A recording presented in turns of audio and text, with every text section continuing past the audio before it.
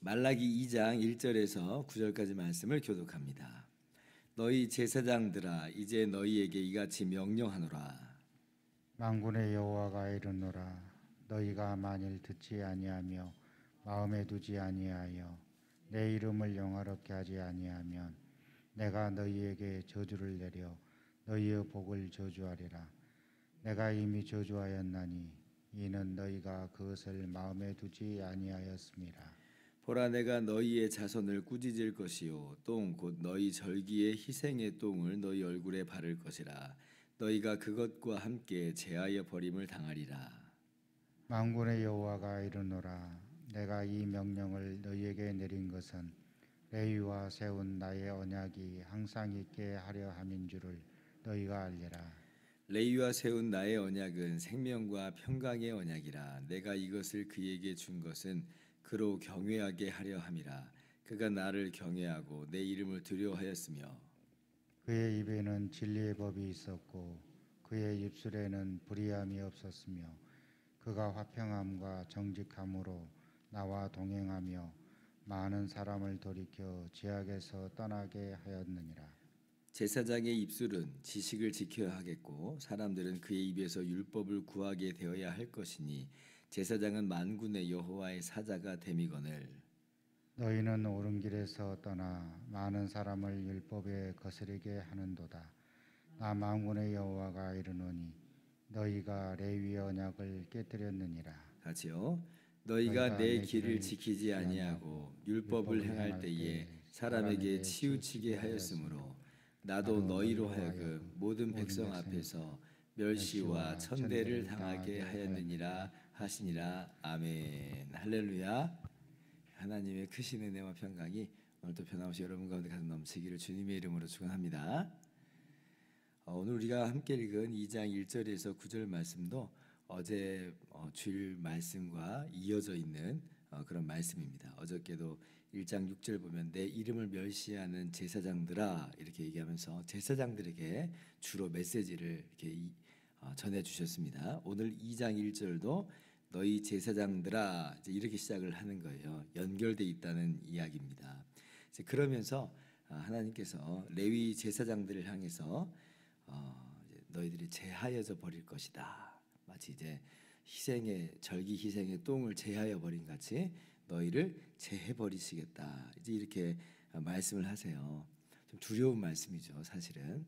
근데 그 이유는 다른 것이 아닙니다. 왜냐하면 오히려 레위 제사장들이 하나님을 버리고 율법을 다 버리고 또 백성들로 하여금 또 율법을 바르게 그 길로 행하도록 가르치지 않고 한마디로 이제 레위 제사장들이 하나님을 향한 그 레위 언약을 깨뜨렸기 때문에 그래서 그에 마땅한 그러한 상응하는 보응으로서 하나님께서 레위 제사장들을 제해버리실 거다라고 말씀하신 거예요.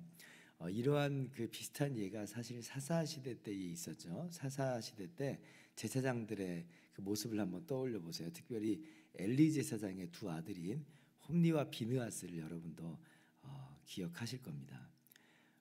제사장이에요. 제사를 집행하는 그런 사람이에요. 그런데 얼마나 이들이 여호와의 제사를 멸시를 했는지 백성들이 이제 그 제물을 가져오고 제사를 드리잖아요. 그러면 이제 제물을 가져온 사람이 취할 그 고기의 분량 그 부위가 있고 제사장이 취할 부위가 있는데 그런데 그냥 아무거나 그냥 자기가 먹고 싶은 대로 가져가는 거예요. 근데 이제 오히려 백성들이 못 말려요. 아우 그냥 그래도 뭐 좀 이렇게 해야 되지 않겠습니까? 근데 막무가내인 거죠. 그냥 뭐 내가 먹고 싶다는데 네가 왜 그래?라고 하면서 그냥 막 가져가 버려요. 심지어는 아직 제사가 다 끝마쳐지도 않았는데 기름도 다 태우지 않은 상태에서 그냥 고기를 내놓으라고 하는 거예요.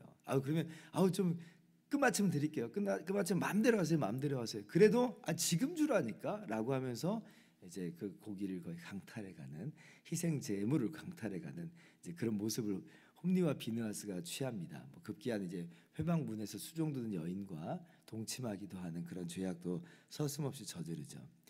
특권이에요, 특권. 제사를 드린다는 것, 하나님과 백성 사이에 그 중보자처럼 중개자처럼 가운데 서 있는다는 건 정말 어마어마한 특권인데, 그럼에도 불구하고 홈리와 비느하스는 여호와의 제사를 멸시하였다. 여호와의 제사를 멸시하였다. 그러니까 하나님을 사실 믿지 않는 거죠. 하나님이 정말 살아계시면 자기들의 눈앞에 정말 계신다고 하면 도무지 행할 수 없는 일들을 자행하는 것 보니까 그들은 하나님 믿지 않는 거예요, 사실은. 그래서 하나님께서 이제 홈리와 비느하스를 심판하셔서 전쟁터에 이제 홈리와 비느하스가 제사장의 자격으로 따라 나갔을 때 블레셋의 군대 이스라엘이 패하게 되고, 그리고 홈리와 비느하스가 죽게 되는, 언약궤도 뺏기게 되는 이제 그런 일이 있었죠. 그리고 나중에 이제 솔로몬 시대까지 가면 이 엘리 가문에 있는 제사장이 다 파면당합니다. 아비아달이 파면당해서 이 엘리 가문에 대한 하나님의 그 심판의 메시지가 응하였다, 이제 이렇게 말씀을 하죠. 그러니까 오늘 사실 이 말라기 2장 1절에서 9장까지 레위 제사장들을 패해버리시겠다라고 하는 것은 홈리와 비느하스 그 사건을 떠올리면 이게 연결이 딱 돼요. 이게 이해가 되는 거예요. 아하, 지금 그때 그 모습의 제사장들이고 그때 그 심판이 지금 이 말라기서에 다시 한번 말씀되어지고 있구나라고 우리가 알 수가 있는 것이죠. 처음부터 레위 제사장들이 그러진 않았죠. 레위 제사장들이 그렇게 하나님을 신실하게 섬겼던 모습들을 우리는 또 알고 있지요. 사실 출애굽 때에 이스라엘이 금송아지 우상을 섬겼을 때 이제 이스라엘 백성들이 막 금송아지 만들어 놓고 여호와의 절기다 그리고 막 뛰어놀잖아요. 근데 모세가 나중에 그걸 딱 보고 나서 대노하게 됩니다. 그러면서 여호와 편에 설 자가 누구냐 하니까 레위 지파가 다 왔어요.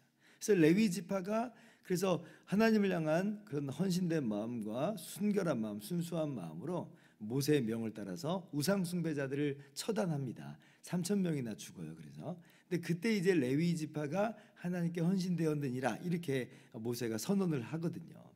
그렇게 해서 레위 지파가 하나님을 섬기는, 그리고 그렇게 이스라엘을 섬기는 그런 지파로서 자리매김을 한 거예요. 그리고 이제 제사장 중에는 그때 이제 민수기 25장 보면 비느하스, 아론의 손자인 비느하스가 또 이스라엘 백성이 모압 여인들과 음행을 저지르고 그리고 우상 숭배에 빠졌을 때 그때 비느하스가 하나님의 질투하여서 우상 숭배자로 또 처단하잖아요.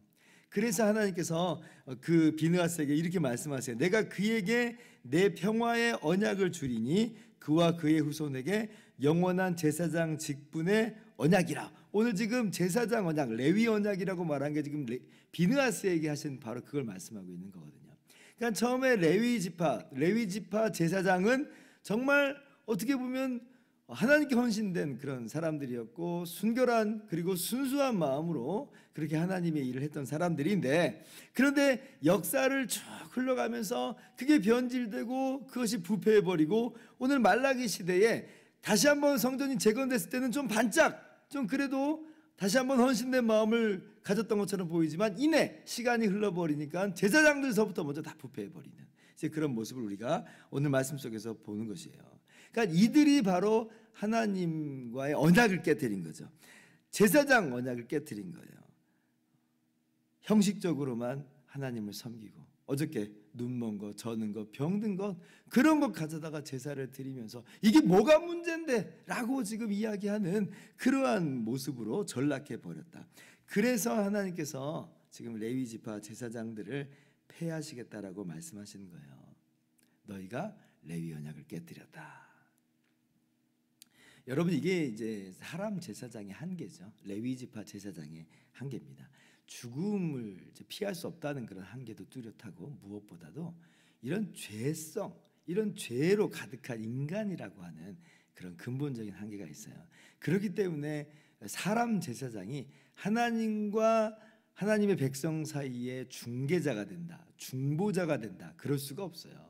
왜냐하면 정작 자신도 죄인이고 자신도 죽음으로 끝날 수밖에 없는 부패한 그런 죄인이기 때문에 그 안에 중개자의 역할을 할 수가 없는 거예요. 다만 이 레위 지파 제사장들은 장차 오시는 진정한 제사장이신 예수님에 대한 예표적 기능을 하고 그림자적인 기능을 하는 거지, 이들이 진짜 영원 무궁하게 존재하는 제사장들은 아니라는 거예요. 그래서 오늘 사실 말씀의 궁극적인 의미는 뭐냐면, 레위 자손 이 제사장들을 폐하시겠다라고 하시는 것은 이제 그림자로서의 이제 기능은 이제 필요 없는 거예요. 이게 부패하고야만은 인간 제사장은 한계가 뚜렷한 거예요. 그림자로서만 만족하는 거예요. 실체가 왔을 때는 이것은 이제 의미가 없는 겁니다. 그래서 예수 그리스도 안에서 정말 참 제사장으로서 오시는 예수님 안에서 성취되는 것으로 레위 지파 제사장이 폐지되는 것을 분명하게 말씀하시는 거예요. 지금 그것을 이야기하는 것이 분명히 하나 있습니다. 근데 그것과 더불어서 그럼에도 불구하고 우리에게 오늘 적용할 수 있는 그런 내용은 뭐냐면, 우리가 지금 뭐 제사장 같은 특권층은 아니에요. 그러나 예수 그리스도 안에서 모든 믿는 자들이 왕 같은 제사장이다 또 말씀하셨거든요. 하나님을 예배할 수 있는, 예수 그리스도 안에서 바로 하나님의 보좌 앞으로 나아갈 수 있는 그런 사람들이다, 이렇게 말씀을 하여 주셨어요. 그리고 서로에게 사랑과 선행을 격려하면서 함께 말씀을 나누는 그런 사람으로, 또 안 믿는 사람을 향해서는 복음을 전하는 복음의 제사장으로 우리를 세워주셨단 말이죠. 그렇다면 오늘 우리에게도 이 말씀을 그대로 적용해 볼 수 있을 것이에요. 어떻게 우리가 오늘을 살아가야 될 것인가? 오늘 본문에 나오는 이 부패해버린 레위지파 제사장들처럼 살 것인가? 변질되고 썩어버린 이런 모습을 우리가 취할 것인가? 그렇게 되면 안 되겠죠. 오히려 우리의 마음을 날마다 새롭게 하면서, 우리가 혹시 변질된 모습을 갖고 있는 것은 아닌가 끊임없이 돌아보면서, 내 안에 혹시 홈리와 비느하스와 같은 그런 범죄가 지금 있는 것은 아닌가 끊임없이 돌아보면서 순전한 마음으로 헌신된 모습으로 그렇게 바로 하나님을 예배하는 자, 그리고 주님의 복음을 바르게 전하는 자, 주님의 복음을 바르게 나누는 자, 그러한 사람들로 우리가 설 수 있도록 우리가 다짐하고 그렇게 결심하는 우리의 모습이 되어야 되겠습니다. 오늘 말씀을 그래서 레위 지파 제사장들이 그랬구나, 아유 왜 그랬다, 이렇게 끝내는 게 아니라 이것이 또 우리들에게 주시는 말씀이구나 라고 깨달으면서 하나님을 예배하는 우리의 태도를 어제 말씀에 이어서 다시 한번 점검해보고, 그리고 하나님의 말씀을 정말 바르게 나누고 전하고 있는가 라고 우리 스스로를 돌아보면서 하나님 보시기에 신실한 그러한 모습으로서 설 수 있기를 주님의 이름으로 축원합니다. 기도하겠습니다.